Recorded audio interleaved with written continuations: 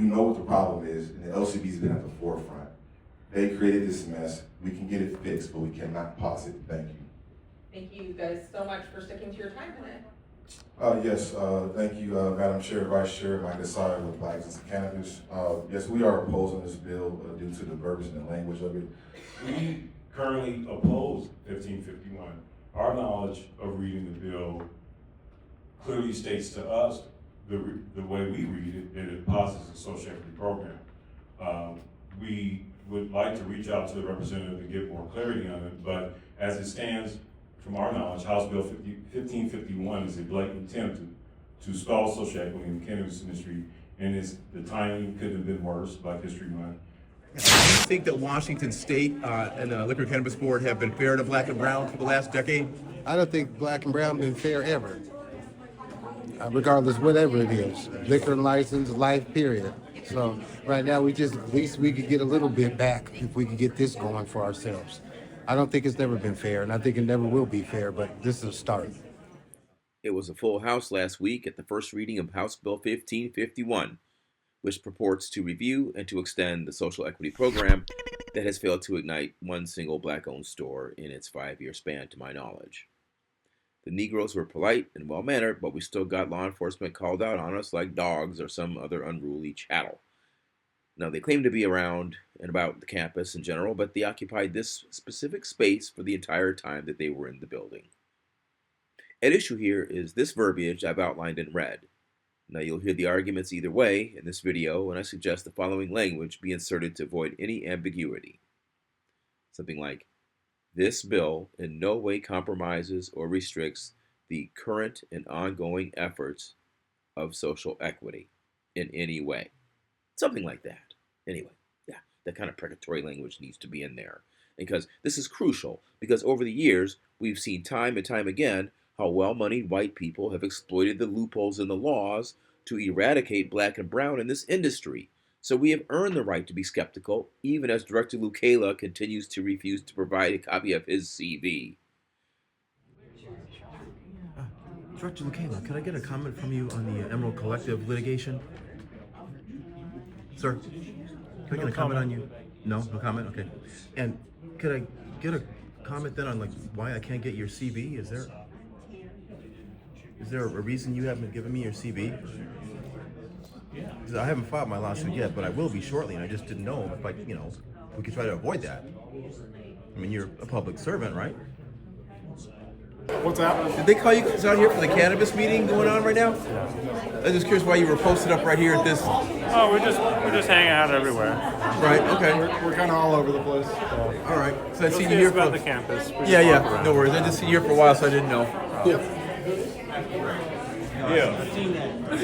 They call state control bill. I talked to them. I asked them. I said, "Did y'all come out for this meeting?" They said, "No, we're just hanging about campus." And I said, "That's funny." I said, "Y'all hanging in the same spot." I got a panic buzzer. I've been doing this for the last 7 years. That's never happened.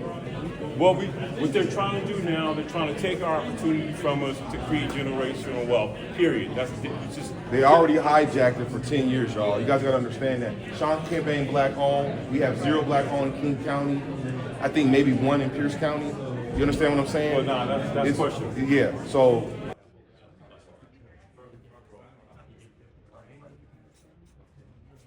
What up? Great morning. How are you? Good. See you, Melanie. Good to see you. So I got a quick question for you.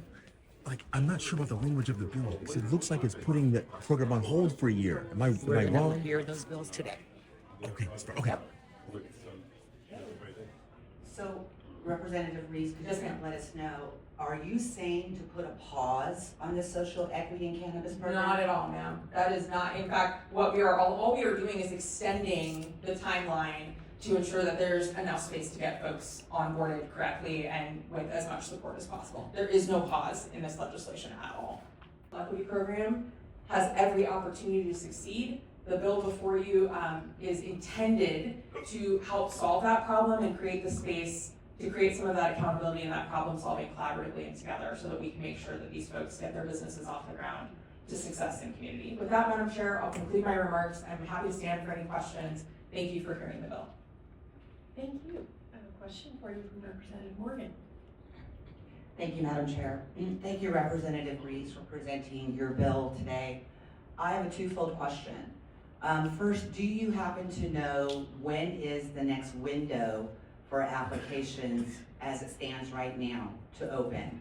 And then if you could explain in that same number 2 bullet about the exact licensees or licenses that you're actually talking about, so that our Black and brown communities know that the current licenses that we have, we're not saying you're stopping progress on those, but it's the new licenses that will come on place, shall we come up with them? So could you just explain that? Yeah, and I may need to phone a friend, because I always get the numbers mixed up. But the first round of licenses, if I remember correctly, Peter, help me if I'm wrong, it was about 40 plus retail licenses that came online previously. The next tranche of licenses, as per the last conversation I had with LCD, now this may change given the new administration, those new round of licenses were supposed to go out this month. The application window, I believe, is supposed to be opening in February, if not February, March, sometime while we are in session. And that's supposed to include, I think, up to 100 producer licenses or processor licenses? Processor, thank you. And then it's 10, I believe, producer licenses and then additional retail licenses. Nowhere in this legislation are we saying, don't make those licenses available. We're not saying, go away. What we are saying is, to those future licensees, we want you to have the same resourcing, that $141,000 that we gave to the first tranche. We want to make sure that we've removed barriers. So if we need to work with the Association of Washington Cities, if we need to be working with the LCD and others to make sure that these citing processes are removed as barriers, that's what this bill is trying to do, is to create the space to address the barriers to success that we know that first round of licensees has already experienced, and make sure that we have some time to correct it so that that second round of licensees is getting fair, equitable, and sustained resourcing long term. Does that answer your question, Representative Morgan? Thank you, Madam Chair. So, Representative Reese, could you let us know, are you saying to put a pause on the social equity and cannabis program? Not at all, ma'am. That is not, in fact, what we are, all we are doing is extending the timeline to ensure that there's enough space to get folks onboarded correctly and with as much support as possible. There is no pause in this legislation at all. Thank you, Madam Chair. Any other questions for the prime sponsor? All right, we're going to begin with public testimony, and I'd like to invite forward Caitlin Ryan and Micah Sherman. And then you're going to have 1 minute on the clock. Go ahead and start when you're ready. And if we can have on deck Peter Manning, Micah Sy, and Jared Obach. Hello again. For the record, my name is Micah Sherman. I'm a licensee, producer processor licensee here in Olympia, and I was also one of the producer processor licensees that served on the Social Equity Task Force that made a report to the legislature about this. And so I'm excited other on this bill. I'm appreciative of the introduction that I just heard, and I'm glad to know that we're not pausing anything about the existing licenses that are being located and worked on right now. My other is more about what else a bill like this might be able to do for the current round of licensees that are struggling to find solutions. There's quite a lot of recommendations in the report that could potentially get added to this bill that would alleviate some of the difficulties that the current crop of licensees are having in finding locations and getting their businesses open. I like the bill to improve the social equity program, and I hope that throughout the session we can maybe find ways to strengthen this bill in that way. Thank you. Thank you. Go ahead. Thank you, and I'll echo a lot of that sentiment. Thank you for those clarifying questions. That helped quite a lot. And additionally, also here to advocate for some ways that this bill could even go further. One of those is addressing those restrictive buffer zones and shrinking those buffering zones, as well as looking at those municipal license caps and the allotments that are made, or making the first round of licenses mobile in the way that later licenses will be able to be mobile. And then also addressing some of those unfair market conditions around management agreements that are allowing folks to really put compression in the marketplace with above 5 licenses out there to make an equal playing field for all folks entering. Thank you. Thank you. Seeing no questions, we'll go ahead and call up the next panel, which I'm to understand is Peter Manning, Mike Asai, and Mr. Oba with Black Excellence in Cannabis. Good afternoon, Madam Chair and Representatives. My name is Peter Manning, President of Black Excellence in Cannabis, We currently oppose 1551. Our knowledge of reading the bill clearly states to us the way we read it, it passes the social equity program. We would like to reach out to the representative to get more clarity on it, but as it stands, from our knowledge, House Bill 1551 is a blatant attempt to stall social equity in the cannabis industry, and the timing couldn't have been worse, Black History Month. To further state that it's not our fault that we were excluded out of this industry for the last 10 years. So Black and brown people deserve every opportunity, and the state needs to find the resources. There was no problem finding money when Ukraine needed it. So maybe the state should look into whatever coffer they need to look into and take care of the people that they've harmed, which are the Black and brown community.